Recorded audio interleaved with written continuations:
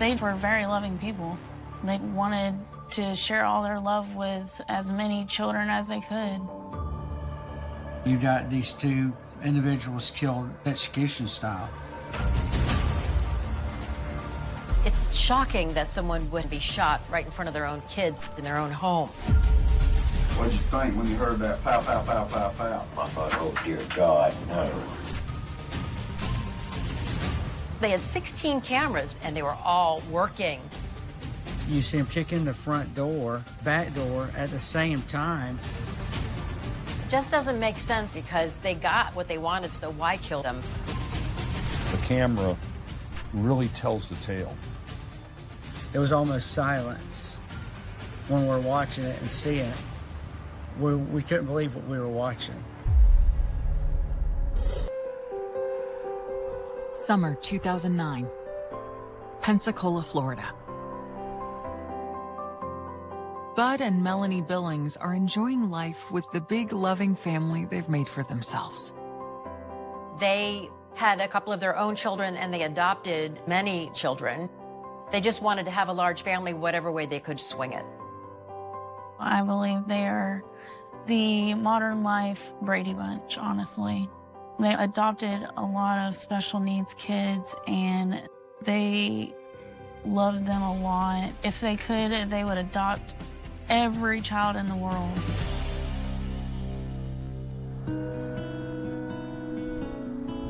Before the Billings became Pensacola's modern-day Brady Bunch, they were just Bud and Melanie. Bud was a fixture in the used car business. So Bud is this hard-charging businessman. He was an entrepreneur. He had many businesses. He had a lot of money, and he wanted a large family. The bigger, the better. Then he meets Melanie, who is the softer side of him. Bud used to own a club in town. Melanie was a waitress there, and they madly fell in love.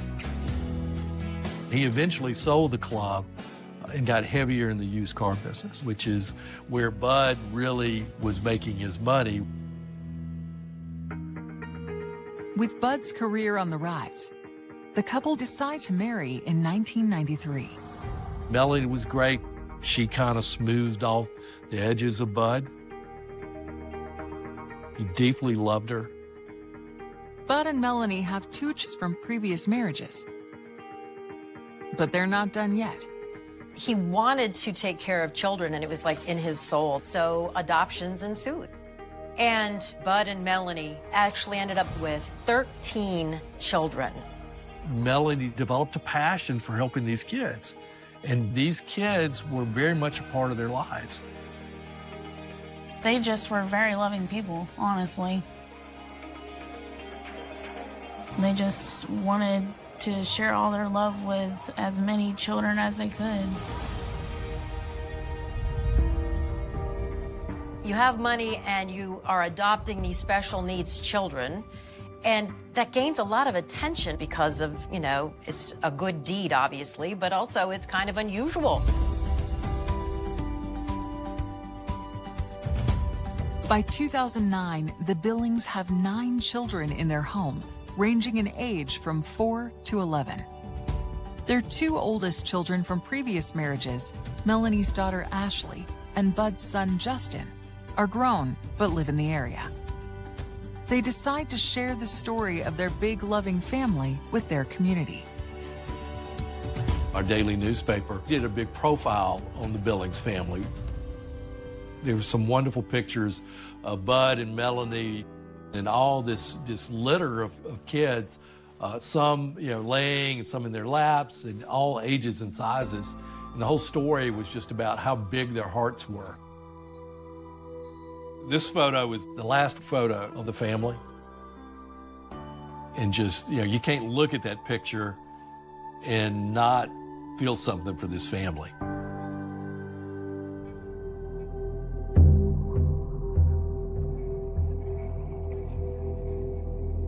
At 7 p.m. on July 9th, 2009, the Billings are home. Most of their children are in bed. Bud is with one of their kids watching television.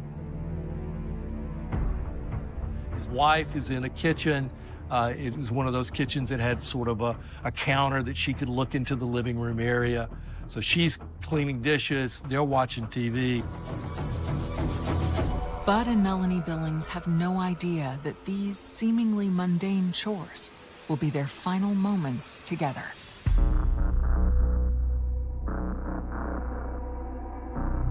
Their eldest daughter, Ashley, calls the house to see how the family's doing.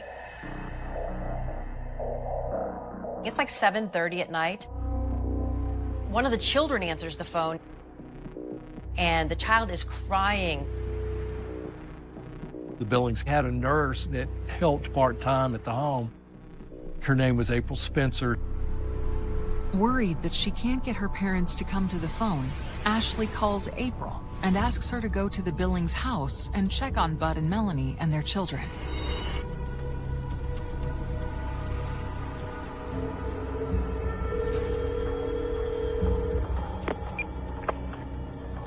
Sheriff's Department, Debbie. I live next door. The mother and father have been shot. They've been shot? Yes. Please come.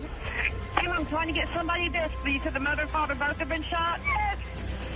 I gotta go over here with the children, but I don't know.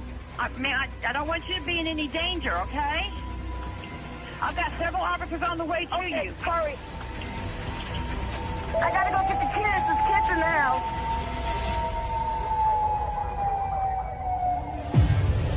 Home security video reveals a key clue to the Billings killers. The first thing that comes to mind when you see that red van is we're going to be able to find that. And find a tangled web of conspirators. They're all in complete black. They look like ninjas. She's very successful, and somehow she's involved with these ninja characters. So now we're stuck with trying to figure out all these players and how to prove it. And it doesn't make any sense. Why would you get yourself involved in this? So you said the mother and father both have been shot? July 9th, 2009. A frantic 911 sends police rushing to the home of Bud and Melanie Billings in Pensacola, Florida. We got dispatch telling us that we needed to respond to a double murder. At that time, we didn't know much about it.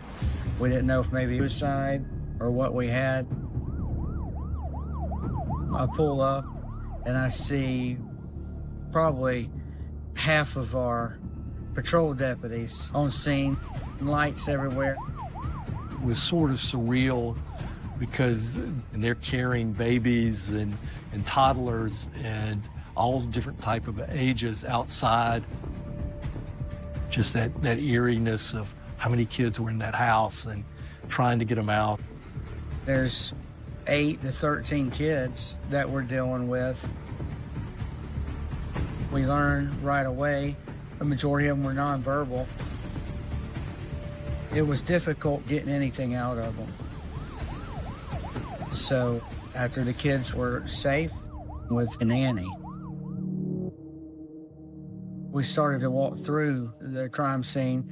Right away, you notice the door been kicked in, that it was forced open. You see some blood right there in the living room. And then to the far right is the bedroom. And you see Mr. and Miss Billings on the floor inside the bedroom.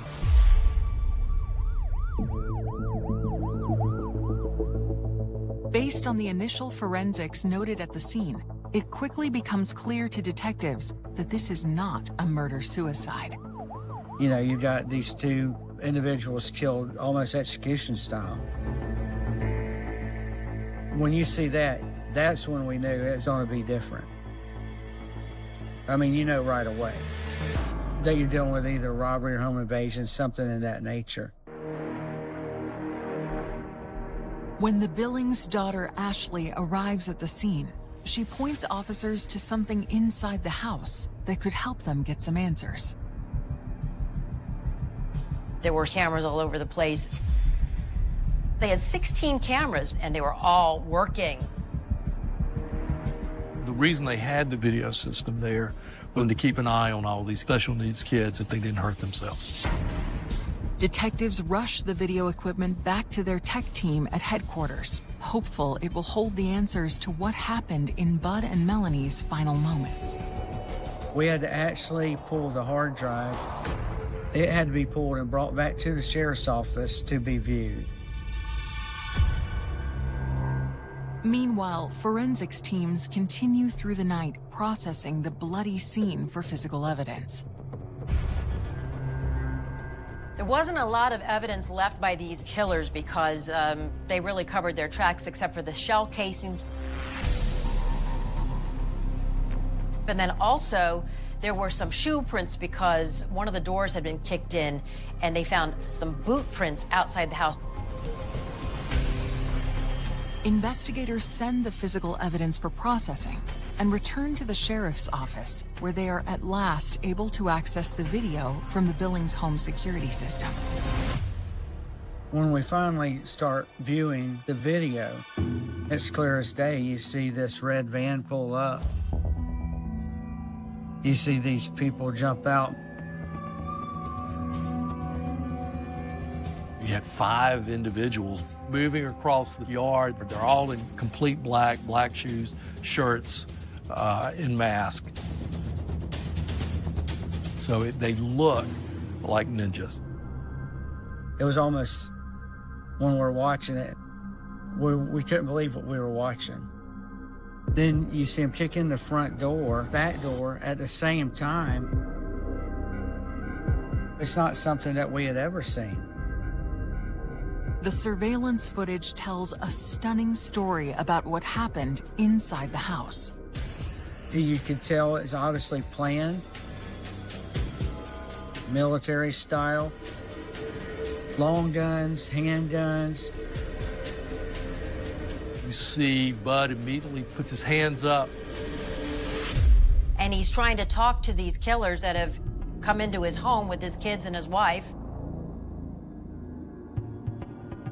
Then you have 2 other masked men come in from down the hallway. So the men that finally rush into the room, they get Bud and they zip tie him and they push him to the floor. Within minutes of getting Bud on the floor, one of the guys shoots him twice, 1 in each leg, in the meaty part of the calf. Drag him, into the master bedroom, drag Melanie into the master bedroom. Mr. Billings didn't have video in his bedroom, so we didn't see them being killed. Investigators rewind the video again and again, scouring it for clues. And they spot something they didn't notice earlier. We see there's a little boy in the living room.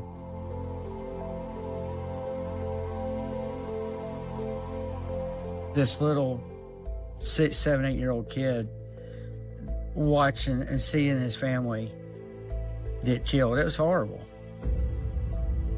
The child, he was with his dad when the men broke into the house. He wasn't in the bedroom, but he actually saw his dad being shot. He saw his mom being dragged. The gang pretty much just ignored him, while this was all going on, and immediately doing what they were doing.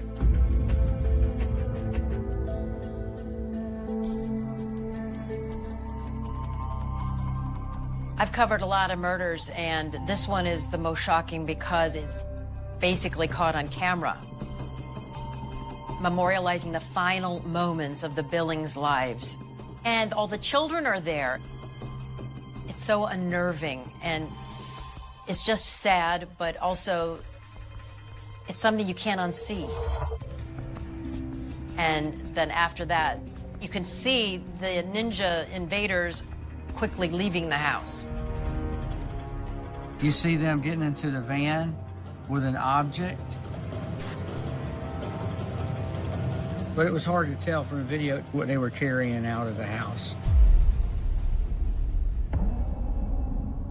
This whole thing happened in less than 10 minutes. So police are trying to figure out, is this just simply a home invasion and people that want money? Or why did this go down?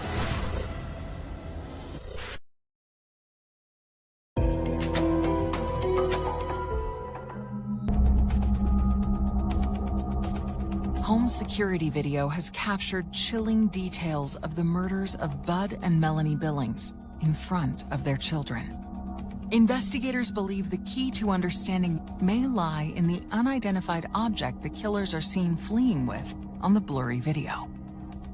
In the early moments of the investigation, we were thinking that it was a robbery. The video answers a lot of questions, but not the most important ones. So you have this great video of showing exactly what happened, but you couldn't distinguish any type of facial features or anything like that. And we didn't know what they took.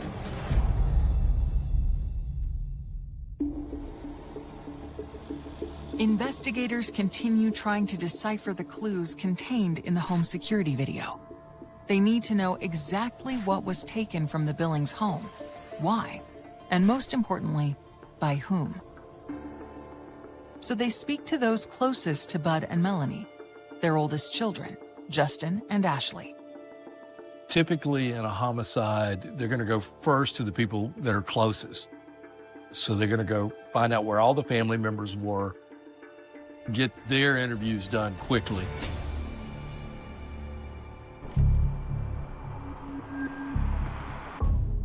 We found out through Ashley. There was 2 different safes in the house. The small safe was in his bedroom in a bedroom closet. And there was another safe upstairs. And one of those safes is now missing.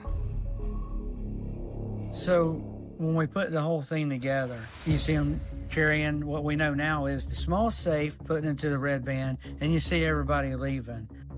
In that safe, Ashley had told us there's like birth certificates, adoption paperwork, stuff of that nature for all these kids. Some minor jewelry of her mom's, but not a lot. So Ashley tells police, look, they got away with a safe, but the other safe that's in the house is the one with the cash.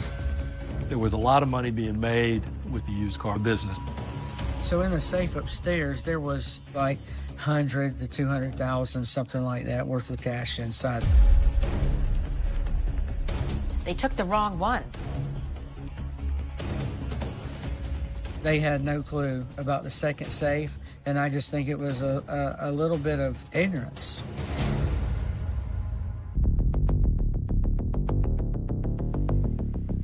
Investigators still have no leads to the identities of the home invaders.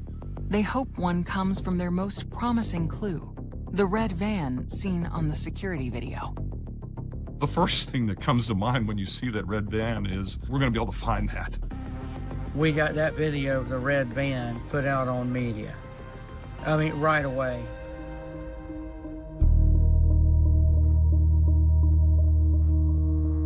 As police work on finding the killers, the Billings family is faced with another urgent task, taking care of the children who are now left orphaned. Ashley, Melanie's oldest daughter from her previous marriage, rises to the challenge. She's taking care of all the kids. That's a big responsibility, but those kids need someone that's close to them and that knows what they need.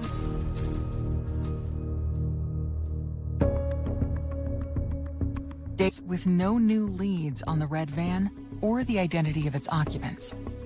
The evidence points to a robbery gone bad. But with a safe full of cash left behind and the 2 brazen murders, detectives begin to wonder if something bigger is at play. In the South, you don't speak ill of the dead until they're buried. So my thought was, okay, once we get the funerals over with, somebody's going to come forward. And sure enough, my theory turned out to be right.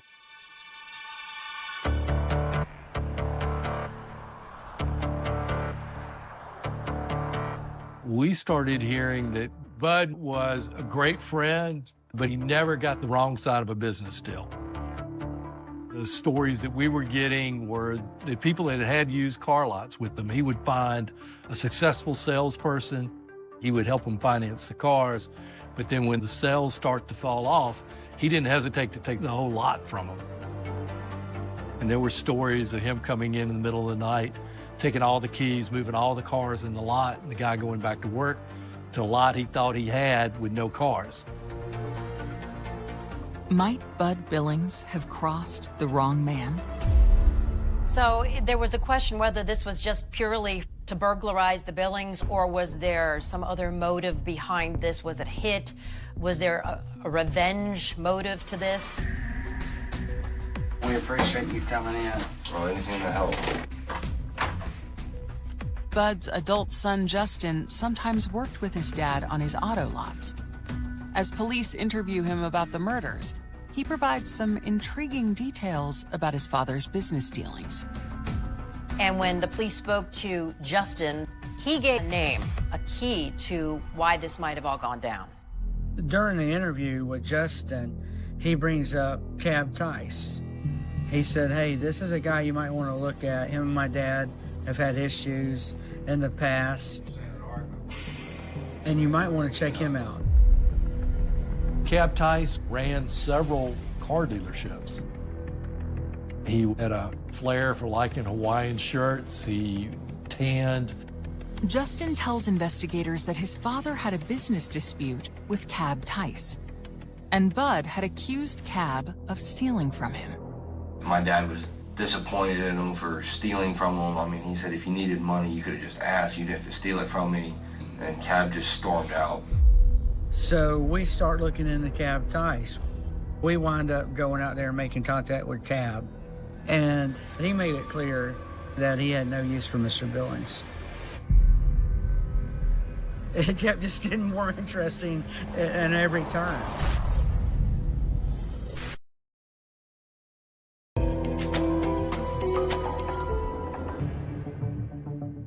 Two days after the murders of Bud and Melanie Billings, Bud's son, Justin, has given police the name of a potential suspect, Cab Tice. The story was he and Bud had a falling out. Bud would finance his lot, and Cab would sell cars and not give Bud his share of the money. If anybody had something against Bud Billings, it was Cab Tice. Mr. Billings felt like Cab owed him money. They were not friendly at all. It was clear. So when we started to talk to Mr. Tice, he was very frank. In business, Bud Billings wouldn't give you a dime unless you got 29 cents back. Said, hey, I don't like the guy. I have no use for him. And I'm going to be honest with you, I'm not sad that he's gone. Bud Billings' favorite statement was this. And as you interview people, he'll say, you know what? Over these years, I had so much cash that I could not spend it before I died. And when this whole thing happened, those words rang in my ear. I have more cash, and I think we robbed. Detectives think Cab Tice could have a motive to go after Bud. They press him to provide an alibi for the night of the murders, and he tells them he was working at a dealership an hour and a half outside of Pensacola that evening. And we showed you a picture of this van right here, right? Yes, sir. I've never seen that van. You've never seen that van? No, sir. With no evidence that he committed any crime, police have no cause to hold Cab. We let him go, letting him know that we had to follow up, checking his alibi and verify everything that he said. Despite their initial suspicions, detectives are able to corroborate Cab's alibi.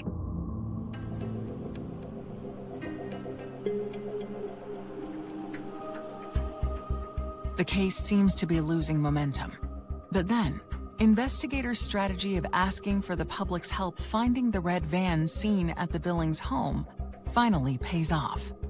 Somebody calls up and says, hey, I know this van. I once owned it and I sold it. And I sold it to Patrick Gonzalez.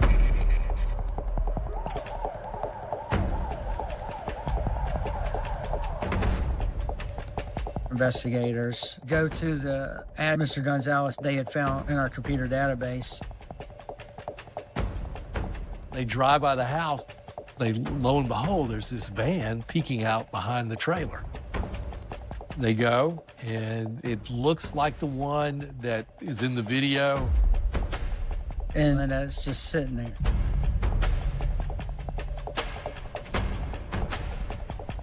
So police bring Patrick Gonzalez to the police station for questioning. So he tells the investigator that the van doesn't run, hasn't moved in a while, and that it's his son's, Gonzalez Jr.'s. So police have two suspects, and they both have the same name. One is Junior, Leonard Patrick Gonzalez Sr., and then Leonard Patrick Gonzalez Jr. Detectives continue to press Patrick Gonzalez Sr. about the red van, when suddenly he crumbles. Patrick Gonzalez Sr. tells the police that, hey, I was just the driver. He spilled the beans on everything. Okay. You pull in the driveway, what happens? Everybody jumps in, doors kicking open. Rain on the ground. Okay. All right. And that's all I thought it would be. He just basically spills his guts that it's his son, Patrick Jr., who masterminded the whole thing, and it's all his fault. I was just the getaway driver. He said his son kind of brought him into this, a father and son kind of escapade. You know, instead of going fishing, we're going to go commit a robbery. He talks about, being told about this being a drug dealer, that nobody was going to care if they robbed this guy.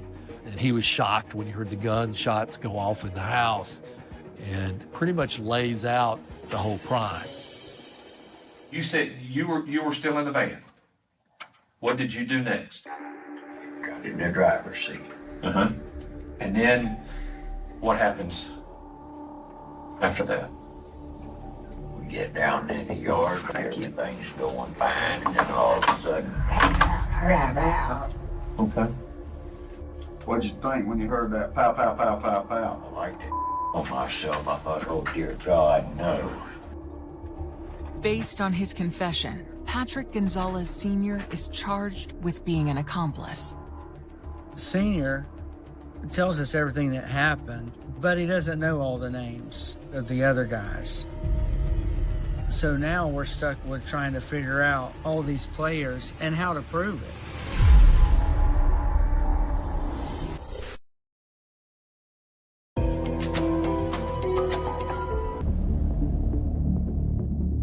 Police have traced the red van used in the murders of Bud and Melanie Billings to Patrick Gonzalez Sr.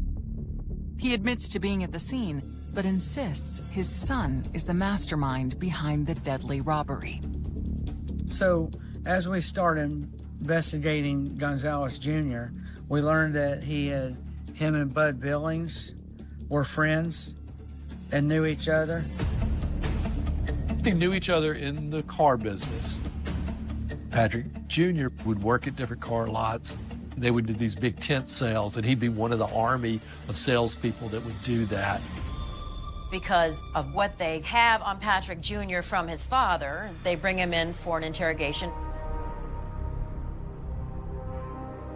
Investigators do not immediately reveal what Patrick Gonzalez's father has told them. We appreciate you coming here today. Believe me, when I saw the pictures on TV, I was like, damn, and I know the guy, so I'm thinking. You know what guy?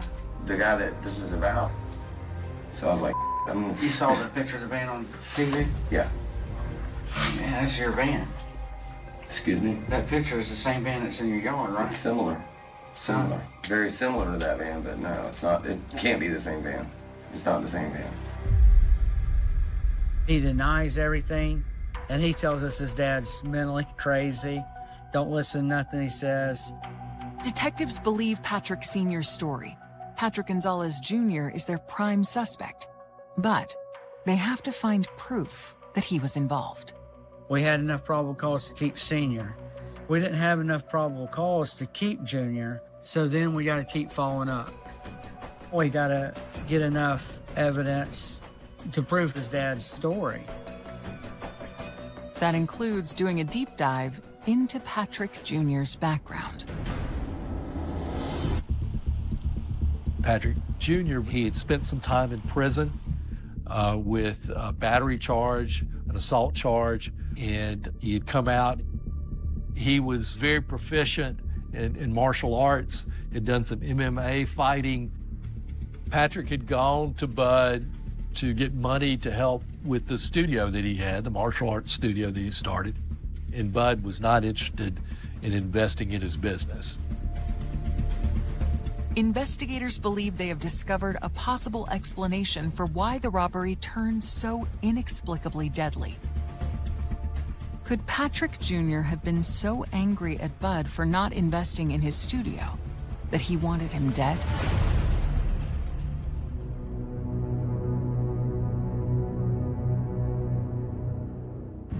Police execute a search warrant at Patrick Gonzalez Sr.'s property, where the red van was located.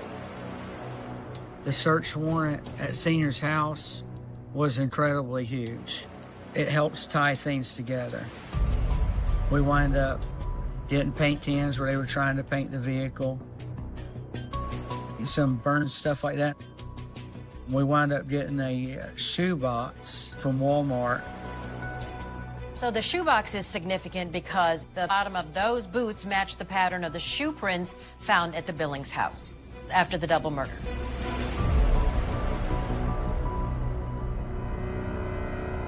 Detectives head to Walmart and find surveillance footage matching the date and time on a receipt found with the shoeboxes. And on it, they see Patrick Jr. with a group of men police believe is the robbery crew. Well, all of them are on the video at Walmart, where we see him buying clothing and shoes for the group that he had recruited.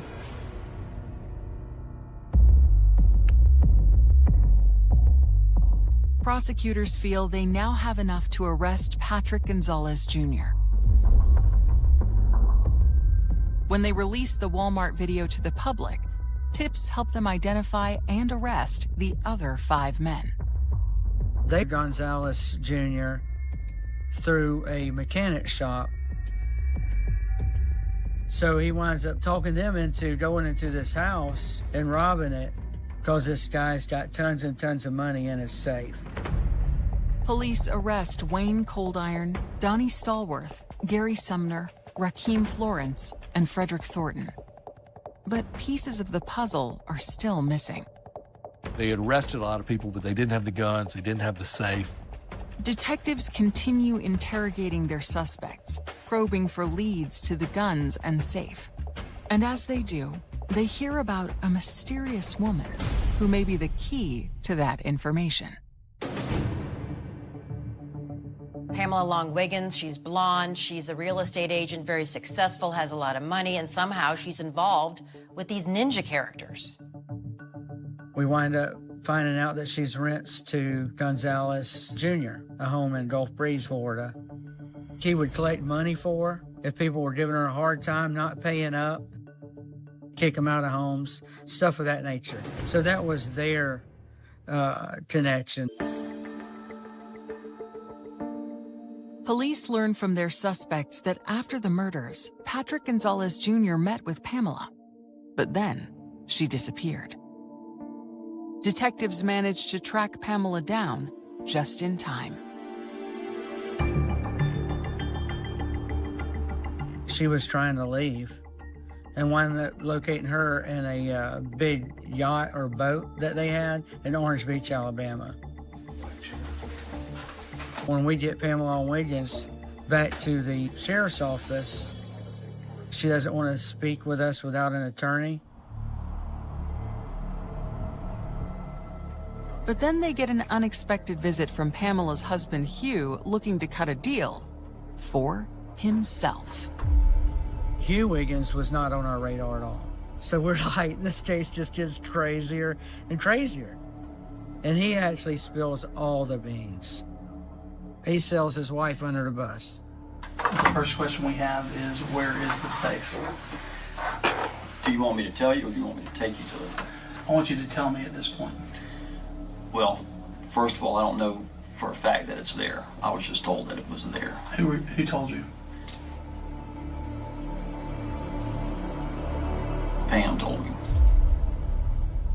Hugh had cut an immunity deal with the state attorney's office. And he told them where the guns could be found, where the safe was. That was sort of a turning point in this investigation. Faced with her husband's betrayal, Pamela admits to taking the guns and safe. She tells detectives she got her marching orders from Patrick Gonzalez Jr. Okay. He said, if we do the job, won't be in trouble. And I let him talk me into it. I didn't hear you. And I let him talk me into doing this. Pamela Wiggins is charged with accessory after the fact. The rest of the crew are charged with murder and armed home invasion. As investigators continue to interrogate them, they all point the finger at Patrick Gonzalez Jr. as the man who turned that night deadly. Because he's the one who pulls the trigger.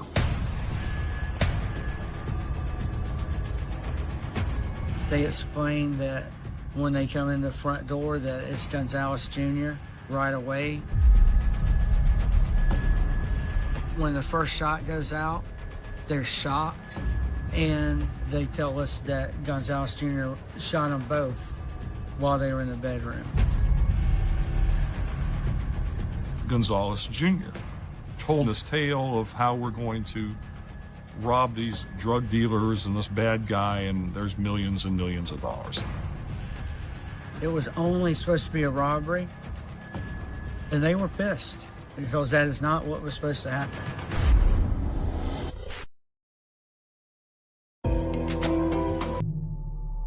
Prosecutors in Patrick Gonzalez Jr.'s murder case are preparing for what they know will be a closely watched trial. It's one of the most high-profile cases in Pensacola's history. I think that what was a challenge in this case was that you want to make sure that no stone goes unturned to make sure we obtain justice. It's a death penalty case. Leonard Patrick Gonzalez Jr. Yes, Your Honor. Mr. Gonzalez, you've been arrested on charges of homicide and home invasion and robbery with a firearm. In October 2010, the trial of Patrick Gonzalez Jr. for the murders of Bud and Melanie Billings begins. Prosecutors have plenty of evidence that he wanted the Billings money. I think that Gonzalez Jr. believed that there was a treasure trove at that house. But they can't explain why he wanted them dead. So the big question that still hangs in the balance is, why were the Billings killed? It just doesn't make sense because they got what they wanted. They got a safe. So why kill the parents? It was supposed to be just a simple robbery, people needing money. I really am not sure what was in Gonzalez's mind, but I think if you watch the video and surveillance video and you see it, as quickly as he shot him when he come in that door, I think, in my opinion, he had full intentions of killing him as soon as he come in that door. He comes in the door and shoots him right away. Patrick Gonzalez won't provide any answers about his motive. He maintains his innocence and declines to testify. But the state has another powerful weapon. As part of a plea deal, 2 of the crew members, Rakeem Florence and Frederick Thornton, have agreed to testify to their involvement in the murders. We walked Florence and Thornton through the video, and they would say, "That's me. That's this is this person." it became alive through them. So you brought almost a color commentary right there from the guys who were inside the house. I think it worked effectively. The video was the overwhelming piece of evidence that sealed the fate of all these folks. The video cannot be cross-examined. It puts the people where they're at. It is the crime. On October 28, 2010, the jury finds Patrick Gonzalez Jr. guilty of murder and armed home invasion robbery. A judge ultimately, after sentencing hearings, sentenced him to death. The other members of the deadly crew all receive heavy prison sentences, ranging from 20 years to life. Both Patrick Gonzalez Sr. and Pamela Wiggins die behind bars.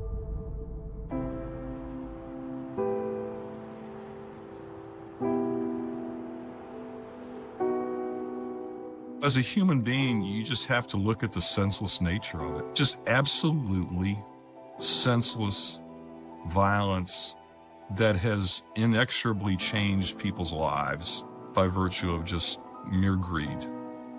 Senseless greed. And that's the thing that really saddens you, because, you know, in many ways, all these people were drawn in for greed, and then a senseless double murder takes place. Families are torn apart. Both sides of the equation are forever changed by this.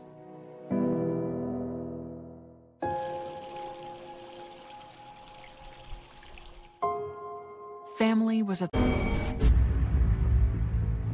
Mike's first apartment in New York City. The online dating scene was still pretty new and fairly unregulated. I've been single for like 5 years.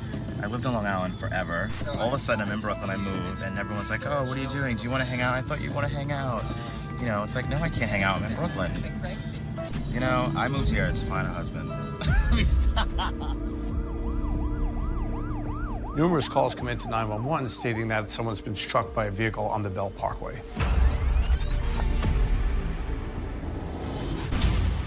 Those last seconds of his life were seconds that he didn't deserve. I was just shocked. Just kind of go through this point of disbelief. It was Michael Sandy. It could have been anyone. They weren't looking for a black man. They weren't looking for a white man. They were looking for a victim. You can feel how he must have felt when he saw these guys coming down and then running for his life. Imagine the sheer terror that he was probably feeling. This guy was lured to his death. We had a rogue device on this wireless network. So the idea was, all right, well, where are they? Kind of just feel your whole body collapse in that moment. It takes your breath away. Year-old Michael Sandy is on top of the world. He's just landed a job as a designer for IKEA and is finally pursuing his dreams in the big city. This is my new apartment. This is Mike's first apartment in New York City. And his best friend Patrick is by his side. Mike was really excited about his first Brooklyn apartment. I mean, he was all joy. He had a laugh that could, like, carry a room. I think it's cool. Well, it's a wrap. We finished the bed. Made much more space out of this tiny little room. It's wonderful. I'm glad my hair has changed. It's rocking. Oh my gosh. I mean, what did we look like there, right? We were just absolute best friends. Comfortable, really comfortable with each other. He was that friend that would, like, do anything for you. Loyal, sensitive, compassionate. And those people don't come around very often. Life hasn't always been easy for Michael, growing up as a young gay black man in conservative Bellport, New York. His struggle with being gay in Long Island was definitely a thing. Some parts of it was because he wasn't necessarily like out to his parents, but I think that they all had this beautiful kind of unspoken understanding. I've known Michael Sandy since we were kids. And Michael spoke very closely with his friends about who he wanted to make connections with. And being in a small town, a conservative town, and a conservative family, these things were kind of hard to explore. He wanted to work in Brooklyn, live in Brooklyn, breathe Brooklyn. So I think what was very attractive to him was really that social element and to really find a connection, to find love. I feel like he had to make that move to survive and to express who he was and to be who he was meant to be.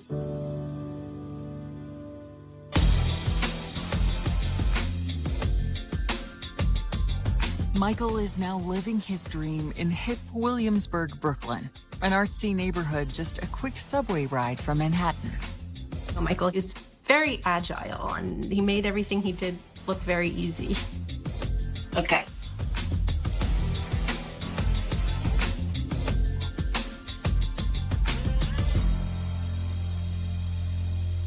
Yeah, that was great. But he was a very natural dancer. So that was Michael dancing in a parking garage. Actually, I was filming this. We were 1 and 2 and 3 and punch and, turn and spin. So we had it all choreographed. It's tough to kind of think about the last time you see someone. But it was a good last in-person memory. As much as he was so gregarious and outgoing, personally, he was very shy. He had never dated anyone. In 11 years of me knowing him, never had a boyfriend. He was on the hunt to find love. In the early fall of 2006, just a few months after moving to Brooklyn, Michael goes out with Patrick and a small group of friends. Another friend captures a lighthearted moment on video. I've been single for like 5 years. I lived on Long Island forever. No one ever wanted to take me to dinner. No one wanted to ever go out. All of a sudden, I'm in Brooklyn. I move, and everyone's like, "Oh, what are you doing? Do you want to hang out? I thought you want to hang out." It's like, no, I can't hang out. I'm in Brooklyn. What happened 5 years ago? Right? It's insane. I moved here to find a husband. Let me stop. The last time I hung out with Michael was very close to the time that he had died. So.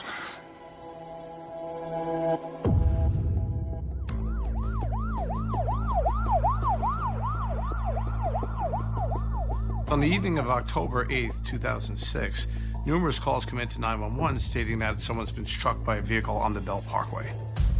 It's 10 p.m., and the scene is a dark section of the highway near Sheepshead Bay, Brooklyn, in an area known as Plum Beach. That car never stopped. It was a hit and run. Very serious car accident.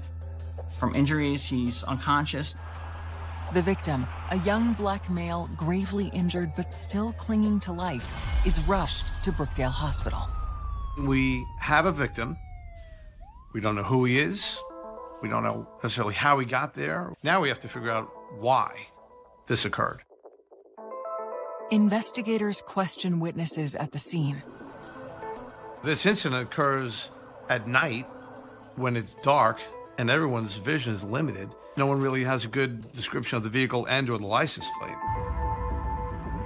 Police search the area and soon make a crucial discovery. They come across a vehicle that's parked in a parking lot across the highway. The car was still running. Police recover a photo ID from the vehicle. It's an unmistakable match with the man gravely injured on the parkway. And through the documentation that they find, they come to find out that this vehicle is owned by a young man by the name of Michael Sandy. So we have a victim. We know his address. And we wanted to know why he would have driven from Williamsburg to the other side of Brooklyn at night in the dark Plum Beach is just a dead stretch of sand, kind of a weeded beach where nobody really takes the sun. And it's just a quiet little stretch of beach. So something's not adding up here. What's going on? Later that night, some eyewitnesses reveal a disturbing detail. So some of the accounts that the officers are getting are stating that this young black male is being chased by a number of white males from the parking lot along the Bell Parkway and then being struck by a vehicle as he's being chased. So based on witness accounts, these young men now start to pull him off the highway. His body got dragged back to the side of the road. They rifled through his pockets before running off. Witnesses saw that. Given the races that people are specifically noting, we're wondering, is this something racially motivated? You know, this may have been a targeted attack. A new detail about Michael's final moments comes to light. The computer logged into America Online, and a conversation was visible on the screen. The more police learn, the more personal and tragic the case becomes. It all is a thing to me that stems from his willingness and wanting connection. He left pointers, he left the breadcrumbs. And like that, I'll see you in 20 minutes was his final moments as he walked out the door. Sandy being chased by several unidentified white men alongside a New York City highway before he was struck by a hit-and-run driver. Hours later, in the early morning, Michael lies in a coma at Brookdale Hospital in Brooklyn. He's unconscious, so he can't speak to us to tell us how this all went down. Meanwhile, word of the shocking incident is slowly spreading among Michael's loved ones. I got a phone call, and I don't believe anyone knew the full details. I didn't really receive any information other than the fact that he was in the hospital on life support. One of my good friends called and he said Michael was in a pretty severe accident. Like, I just felt my whole body fall to the ground hearing that. Then you started seeing it on the news.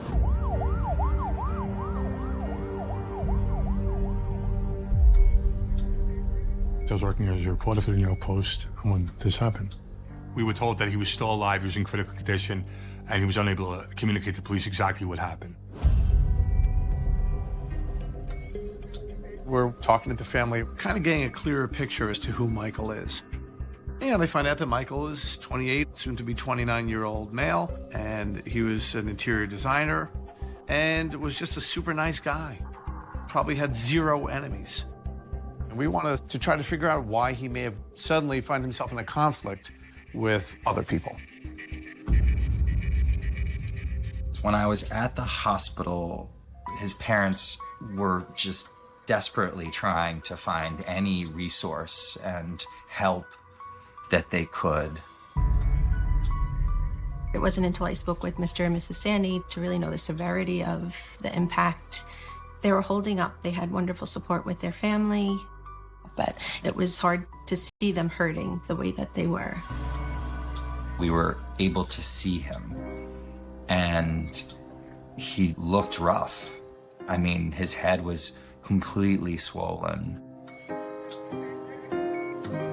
And, you know, being on life support, there was very little kind of hope in the outcome. And I was just shocked. Yeah, you just kind of go through this point of disbelief. All the machines beeping and blaring and all the hustle and bustle in the hospital to begin with, it was hard to fully absorb what was happening. But it was tough to see him in that position. Feels like a dream happening. Very bad dream. Detectives have little to explain the attack on Michael, other than the vague possibility it was racially motivated. So they head to Michael's apartment in Williamsburg, hoping his roommates can shed some light on his plans that evening. So the investigators are now looking to interview his roommates. Want to find out if he has any problems. Did he have a beef with somebody? Was he looking to settle a score? You know, we need to figure out why he may have gone from Williamsburg to Sheep's Head Bay, and to see maybe is there any conflict that was occurring that evening. His roommates don't recall anything out of the ordinary that evening, but they mention that they saw Michael chatting on the internet earlier in the night. They chalk it up to some innocent online dating. We are hearing from Michael Sandy's roommates that he is single. And like many people were doing when this whole online dating thing was starting to really take hold, he was going out and talking to people online and going out to meet them. The internet really emerged when we were young adults. And this is one way where we could connect to people of our age and have that social interaction, even if it was a digital form of connection. So back in 2006, the online dating scene was still pretty new and fairly unregulated. So you were talking to people online and not really knowing who was on the other end. Now investigators begin to question if race had anything to do with the crime, or whether Michael's innocent search for love online may have led him down a dangerous path. Every new thing has its benefits and its drawbacks. And we had seen, certainly by 2006, that the online environment was one that was being used pretty heavily by gay men in particular.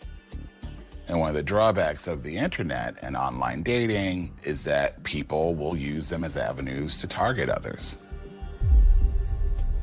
So now we potentially want to look at Michael Sandy's computer to see if that is going to give us any investigative evidence to corroborate that. Investigators find Michael's laptop in his bedroom. Now we start to shift their attention to, did Michael Sandy maybe talk to somebody online and went to go meet them, and maybe that scenario went wrong. To explore the possibility that a crime may have originated on the internet, investigators reach out to computer specialist Denise Dragos. The New York City Police Department had one of the very first computer crime units in the country. It was called CITU back in those days, Computer Investigation and Technology Unit. Eventually, it became the Computer Crime Squad. The detective squad, they needed assistance to actually handle the laptop as evidence and preserve what was visible on the screen and whatever else may be on that computer. So I got my kit together, which we would bring out to digital crime scenes. Hard drives, USB drives, other tools potentially that may come in handy, and we responded. The computer was logged into America Online, and a conversation was visible on the screen.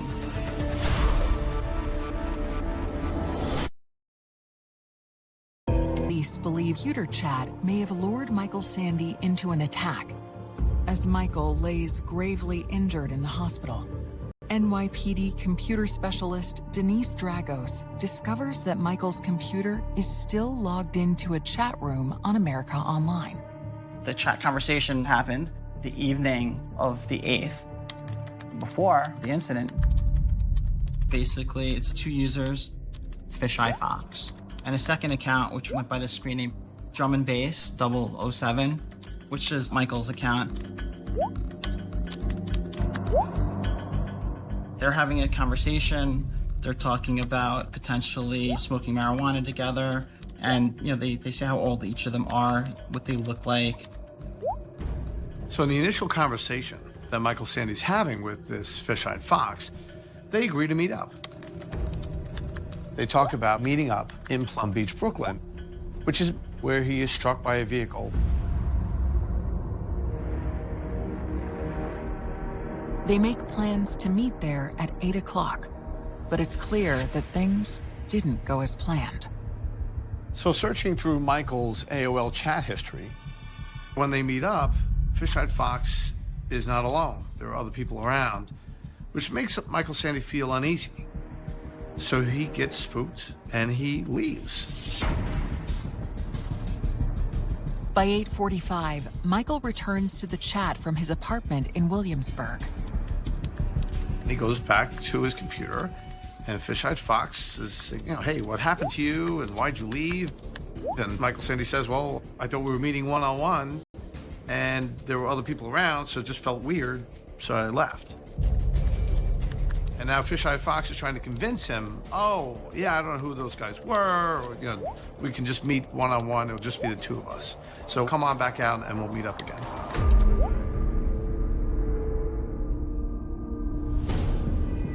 By 10 o'clock, Michael is found by the side of the parkway, just yards from the Plum Beach parking lot. It all is a thing to me that stems from his willingness and wanting connection. Like, so much went out of his brain for that possibility. And the real hard part is that he just didn't listen to his instinct that day. And he went back. Looking back, I got the impression that he might have had an idea of what he was doing was potentially risky. I don't think it was an accident that he left his computer on with the chat window open. He left pointers, he left the breadcrumbs. And like that, I'll see you in 20 minutes was his final moments as he walked out the door.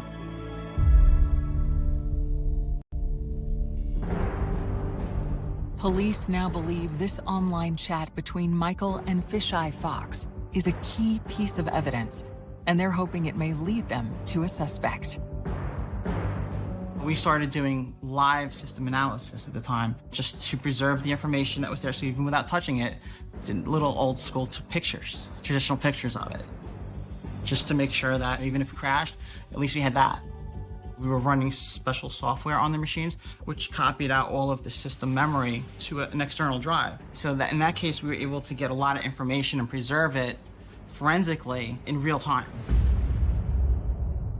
For investigators, it's now imperative that they track down the man Michael was chatting with, who goes by the screen name Fish-Eye Fox. But due to privacy laws, that will require a court order. You have to remember, back in 2006, the internet was a very different place. Some of these social media companies were not necessarily forthcoming with information about their clients. We started doing the process to subpoena America Online to see who owns this Fish-Eye Fox account, if we could identify that person. On October 9th, a day after Michael Sandy was struck on the Belt Parkway, the Brooklyn District Attorney's Office issues a subpoena to America Online to disclose the name of the individual who goes by the chat handle Fish-Eye Fox. So in the investigation, we come to find out that Fish-Eyed Fox is a screen name that is owned by someone by the name of John Fox, who has an IP address that comes back to Brooklyn. And thus, the investigators now go to that address in Brooklyn where the ping of this IP address is coming back to. The address on Brigham Street is just a few blocks from Plum Beach in Sheepshead Bay, Brooklyn, where Michael was struck. It was a row houses on this block on Brigham Street. We pretty much set up a surveillance operation with numerous detectives in different cars. And as all the teams are sitting there, somebody shows up at that house and walks up to the front gate. All of the police cars, come screeching up, and the detectives jump out and approach the individual. We identified ourselves as being detectives, NYPD. And he says, "What's going on, guys?"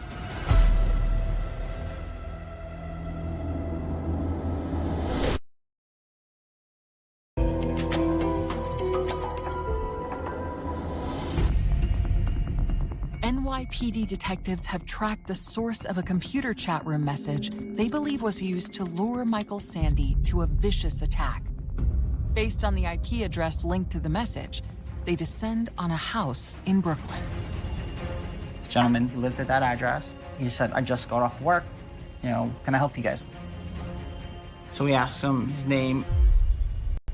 The chat room message was from a user called Fish-Eye Fox, who police have identified as John Fox. But that is not the man's name. And there's no one named John Fox who lives at his address.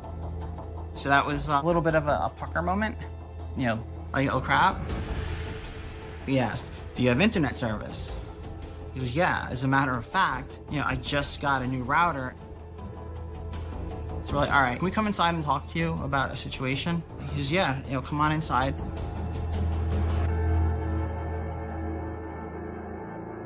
As soon as we walk into the kitchen, right there on the kitchen table, we can see a brand new wireless router. So new that no security has been set up on it yet.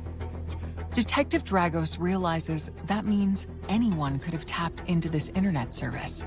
And a quick check reveals her theory to be correct. It appeared that now we had a rogue device on this wireless network.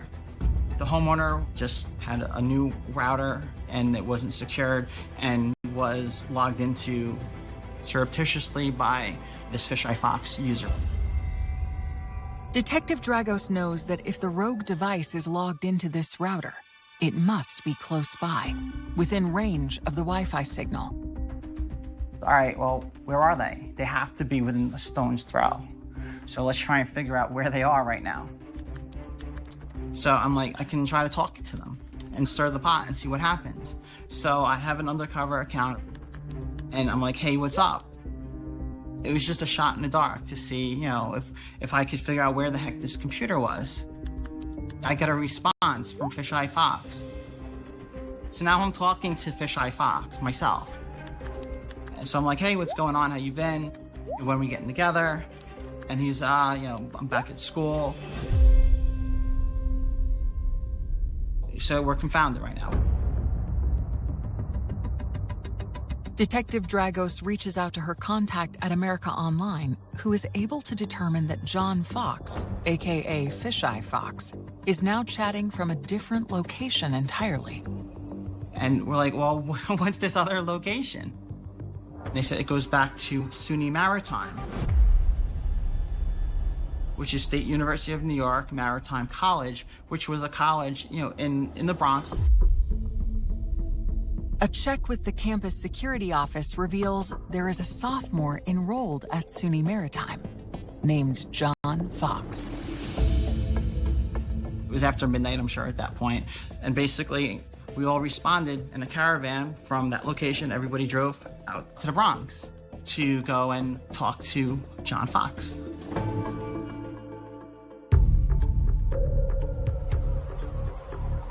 The investigators coordinate with SUNY campus police to locate John Fox's dorm room. It's 1 a.m. in the morning, and now you're going to talk to someone whose part in this whole thing is still unclear. We do know that John Fox is connected to the screen name that Michael Sandy was talking to. So everyone's antennas are up. When the 19-year-old student comes to the door, he appears surprised, but his demeanor is calm. So the investigators are now talking to John Fox at his dorm, and they're asking him, what was your weekend like?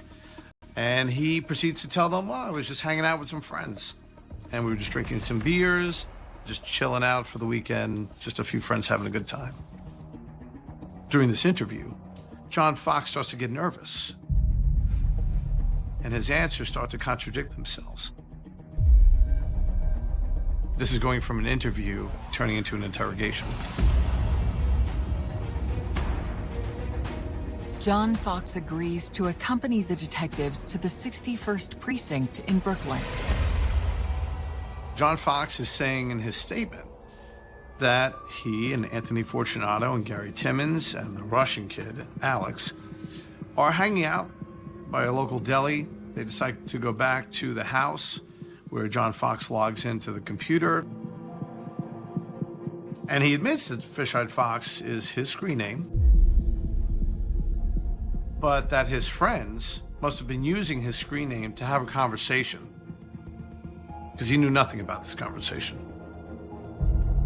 But then he starts to turn around and say, well, you know, we were just looking to have a little fun. What does that mean? What does it mean that we're looking to have a little fun? And he starts to basically incriminate himself. And he claims Anthony Fortunato is the one who sort of hatched this scheme to go into a gay chat room, talk with someone who's looking to meet up with another man, and then meet up with that person to rob them under the assumption that the gay man won't go to the police. The reality that some folks actually feel a certain amount of shame, and so they would be less likely to report. They would be less likely to make a complaint. It was a very powerful set of facts.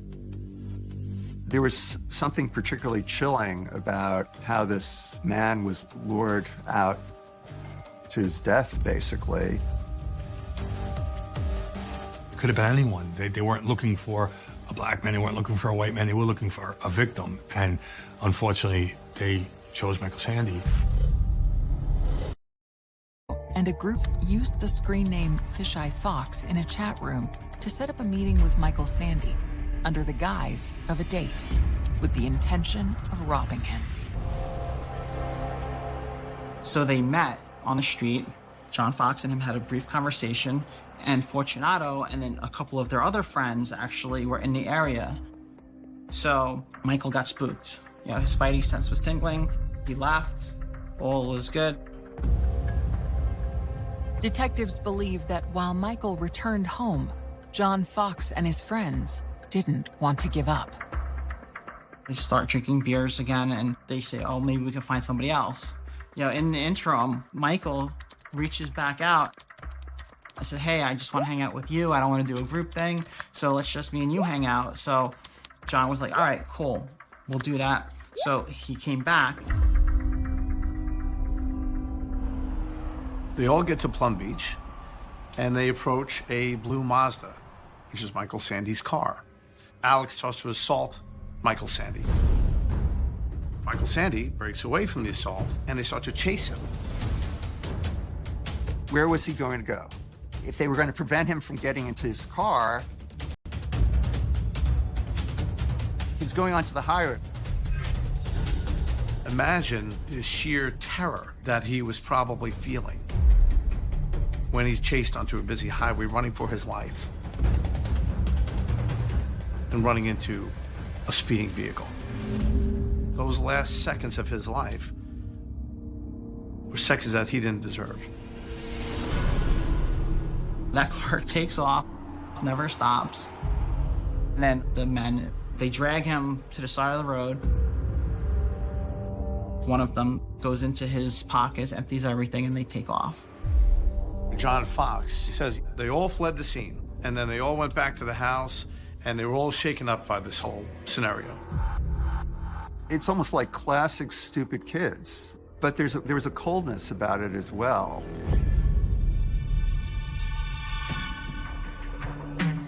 Police begin to investigate the friends John Fox says took part in the scheme. And when they learn the home address of Anthony Fortunato, the pieces of the puzzle start to come together. Fortunato's house is next door to the Brooklyn home the detectives visited the night before, where a rogue computer was logged into the Wi-Fi.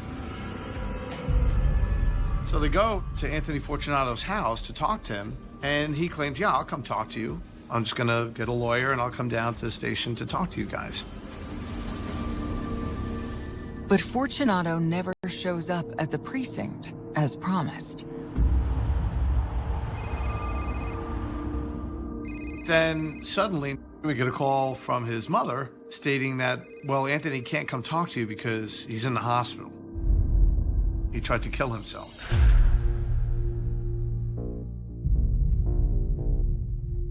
However, John Fox has implicated two other people, Gary Timmons and this other kid known as the Russian kid, Alex. So the investigators looking through MySpace with the information given to them by John Fox find out Russian kid's true identity is now revealed by someone by the name of Ilya Shurov. So now investigators can go talk to them.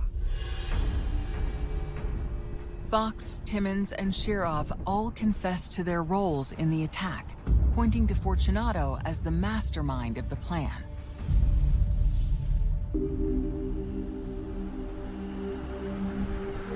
Meanwhile, at Brookdale Hospital, Michael Sandy's family is facing a terrible choice. So Michael Sandy's in the hospital unconscious. He's dying. He's not going to recover. The doctors know this. Doctors make the family aware of this. And he will never be the person that he was. On October 12th, Michael Sandy spends his 29th birthday with his family holding vigil in his ICU room. They know they are spending their final moments with him. They wanted to wait so that he didn't die on his birthday. So a day after his 29th birthday, his family made that awful, awful decision. I received a call from Mrs. Sandy and said, we took Michael off life support. So, just always thinking that this can't be true, but, these emotions just kind of come over you. I'm still trying to process it. But,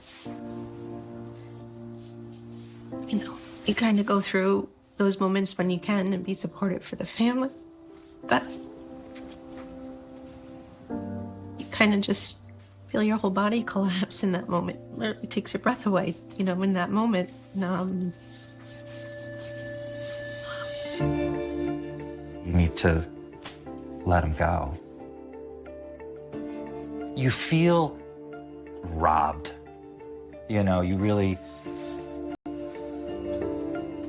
especially when it comes with an act that has such malice for anything of joy and life and love.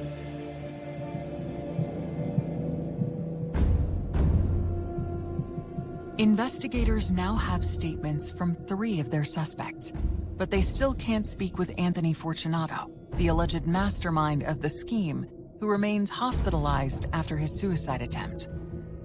While they wait for his condition to improve, they execute a search warrant at his home. We go back out to the location, and when law enforcement gets there, they said, all right, you're looking for computers, here's our computer. This is the only computer we have. But we're able to actually look at the computer and immediately say, no, that's not the computer we're looking for, because it is mapped to the manufacturer. And in this case, we knew we were looking for a Dell computer. The computer that they happened to pull out of a hat and say was the only computer in the house was not a Dell. So we were like, no, try again. And they didn't have any other computers that they were willing to voluntarily turn over. So a search of the residence commenced as authorized by the search warrant. Hidden in the basement was a Dell laptop. That was the computer that was connected to the IP address that was connected to Fisheye Fox during the crime.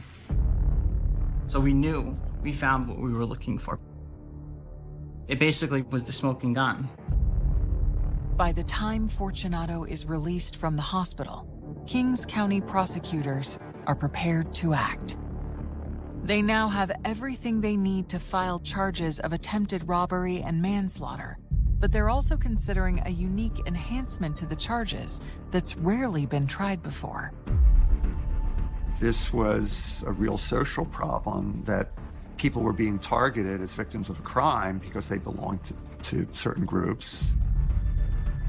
And in this case, they were looking to select a gay person, and that's what they did. That is the element that establishes the hate crime. 4 men facing charges in the attack that killed Michael Sandy. And prosecutors are prepared to also try them on a rare and untested set of charges. This was one of the first cases I can recall clearly where the hate crimes enhancement was actually used in New York State for an anti-gay murder.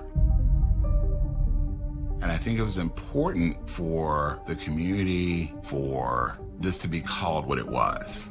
It had a lot of meaning for people. On October 25th, 2006, John Fox, Ilya Shurov, and Anthony Fortunato are indicted on charges of second-degree murder, attempted robbery, and manslaughter as a hate crime. That same day, Gary Timmons, who was a minor at the time of the crime, pleads guilty to attempted robbery in the second degree. You want to make sure that when a case is tried as a hate crime, it has to specifically plug into the statutes of the hate crimes law. And the sentence that is usually handed down is a much heavier sentence. But as the date of trial approaches in October 2007, nearly a year to the day from the attack on Michael at Plum Beach, Anthony Fortunato's attorney mounts a stunning defense to the hate crime charges. Fortunato tried to pull a rabbit out of the hat and said it can't be a hate crime because he came out of the closet himself. He identified himself as being a gay man and said that because he's gay, it can't be a hate crime because you can't hate gay people if you're gay also. It was an extremely flimsy defense legally because hate is not an aspect of the crime itself. That's not something that the prosecution has to establish in order to establish somebody's guilt of a hate crime. He could have mixed motives, but it doesn't get him off the hook. From the get-go, the whole plan was based on targeting a gay person.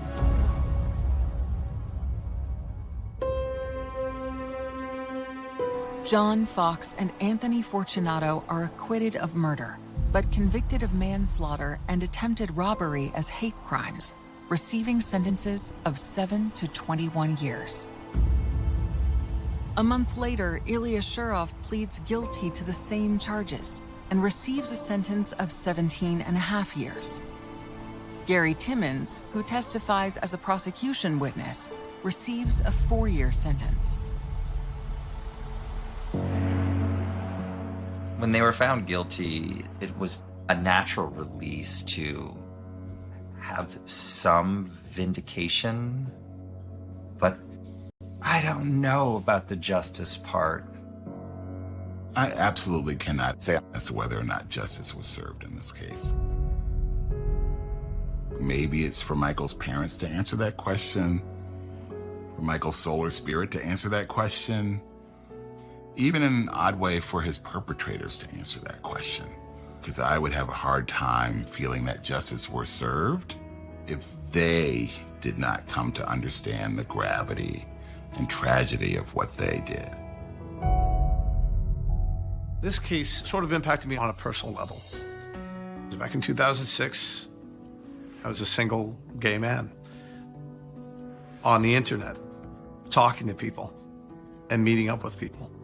For all practical purposes, I could have been Michael Sandy.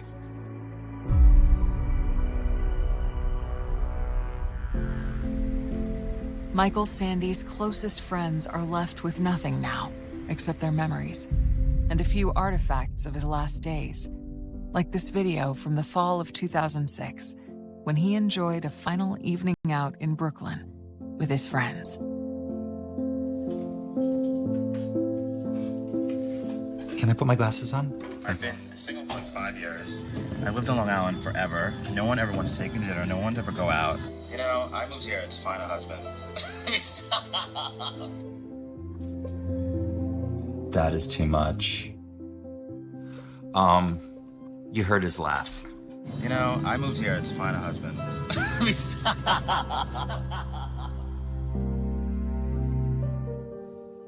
He was a wonderful human being from head to toe. Wonderful. Okay, it's rocking. He exudes this wonderful light that shines and magical laughter and smiles. And we love life to the fullest.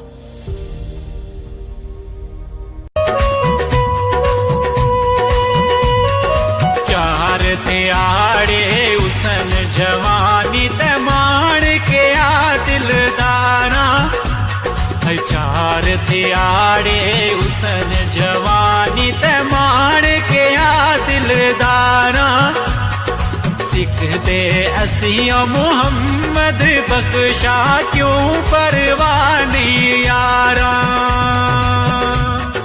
Sikh दे असिया मुहम्मद बख्शा क्यों परवानी ओ यारा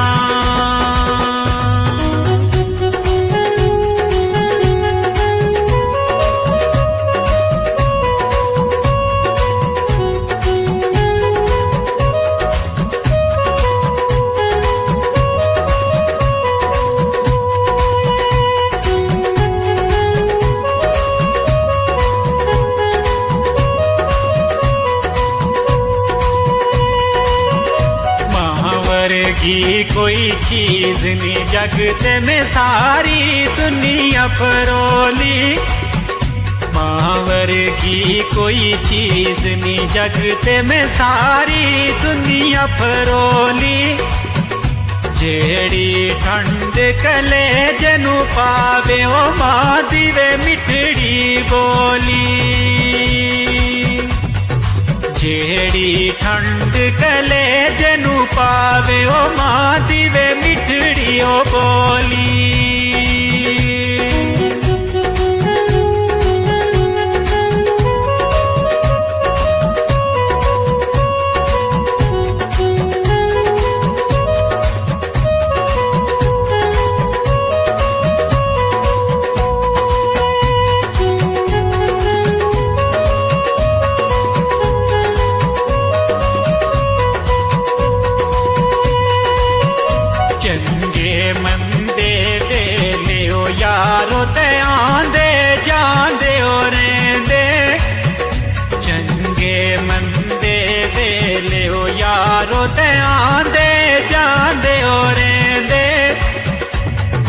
अपना त्यो कूण पराया ओ वेले सब दस जांदे कूण तेरा ते कूण पराया वेले ओ सब दस जांदे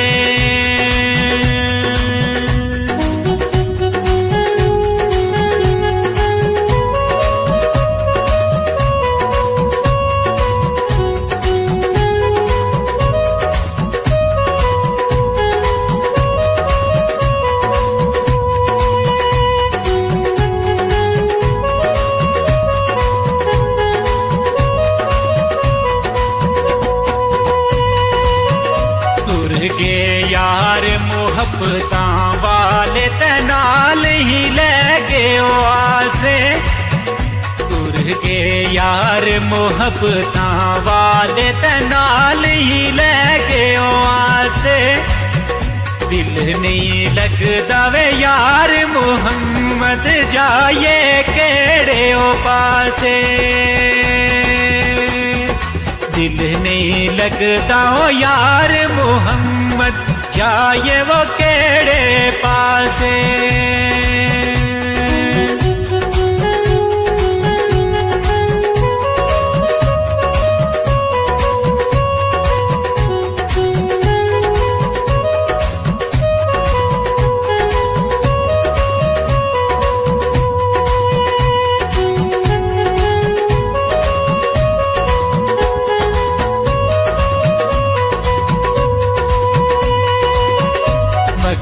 शिकारी करे ओ त्यारी ते बार चरेंदे आयरना मगर शिकारी करे ओ त्यारी ते बार चरेंदे आयरना तो चढ़िया उस ठेना वे ओढ़क जो जमिया उस मरना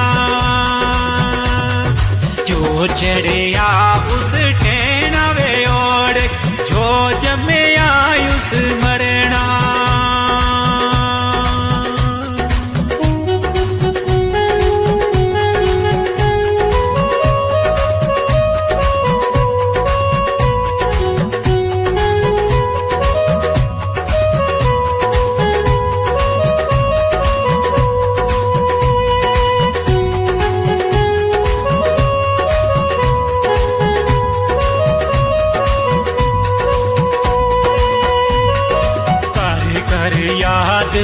सजण नू खांदे ते पुन पुन जिगर नवाले कर कर याद सजण नू खांदे ते पुन पुन जिगर नवाले शरबत मांग प्यारे वे अथों पीवण जहर प्याले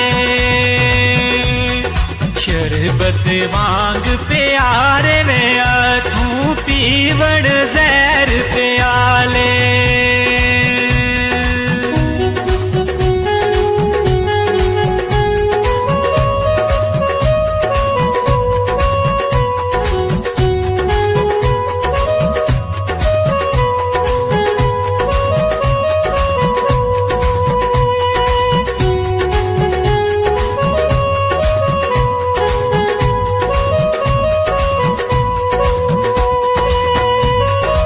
असाओ तुसां कद रल मिल बैणा ते पेण हमेश जुदाई असां वे तुसां कद रल मिल बैणा ते पेण हमेश जुदाई रोवण फुल मोहम्मद बख्शा रजना शाख अडाई